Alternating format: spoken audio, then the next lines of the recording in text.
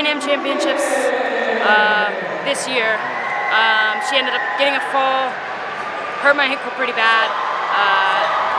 I was actually watching the match, getting ready for this match, and it like got to the end. I was like, oh, a little squeamish, just because like the way it rolled. But yeah, so I definitely had a little bit of a chip on my shoulder. Like I wanted that one back. I know she's not better than me.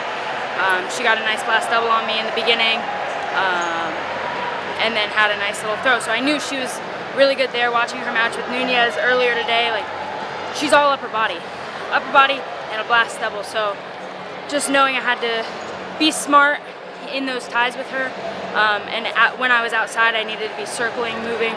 Don't be a standing start target, and just be ready to, you know, take one in the nose if she wanted to shoot. And I think I did a good job, like staying pretty disciplined in that.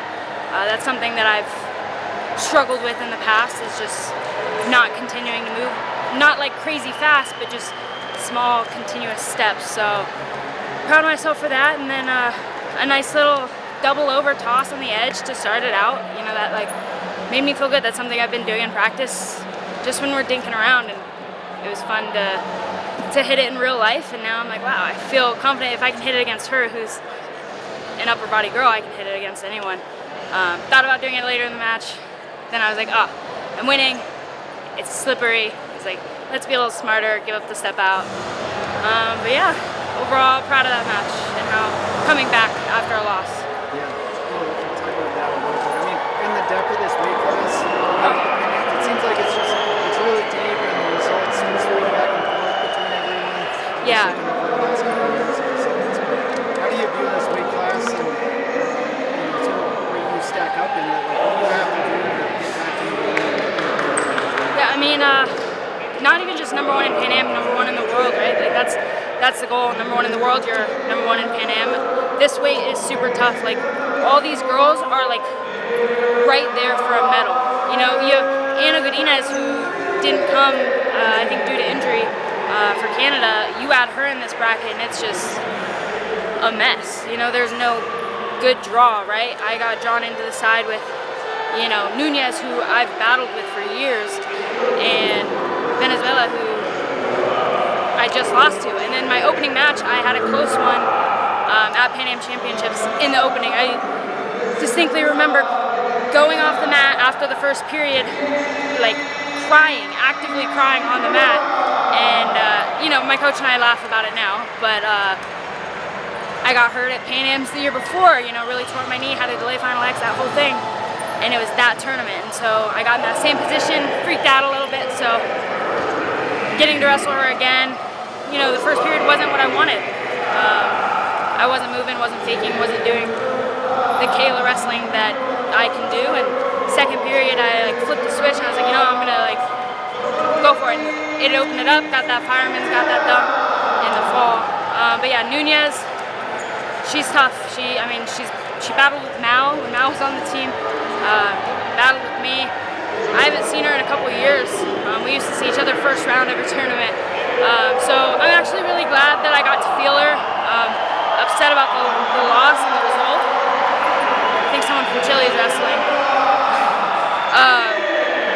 But yeah, I mean, her little 2-1-1 drag single thing, she hit me in it 3 times.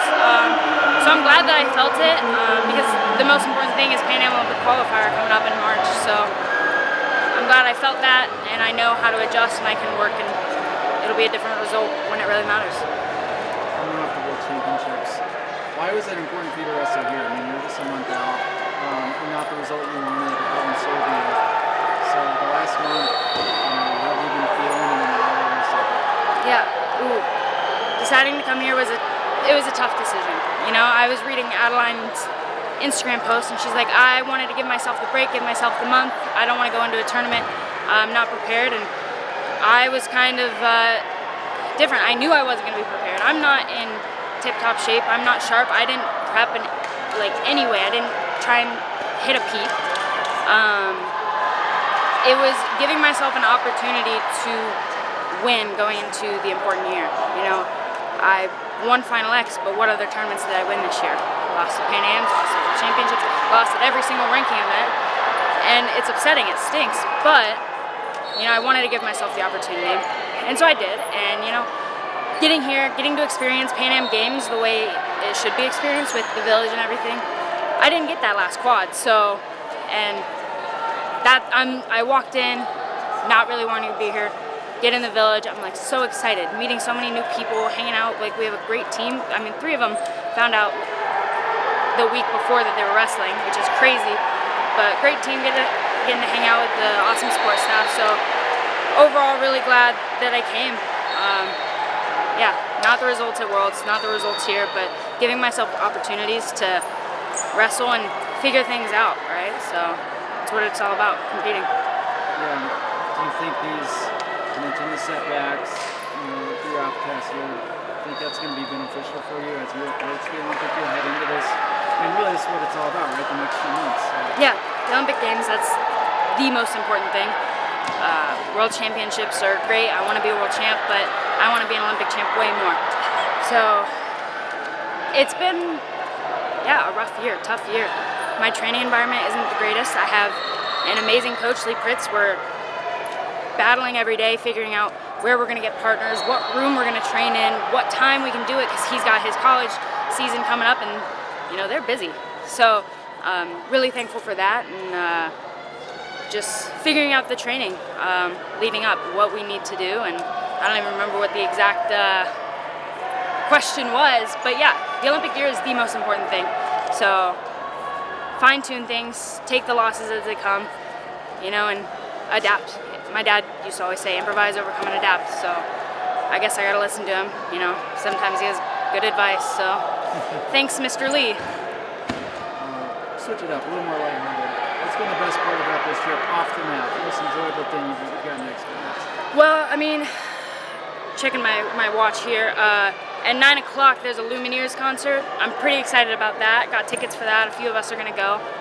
Love that band, so it was just something I got to look forward to regardless of results. I get to go and hang out, listen to some good music. But other than that, the village atmosphere was awesome, and getting to hang out with other Team USA athletes and some foreign athletes who actually train in the United States, so they spoke really good English. I immediately thought they were Team USA athletes, and just creating those relationships and the friendships. And now I'm rooting for people who are pole vaulters, javelin throwers, field hockey guys, and I think that's what sport is about, right?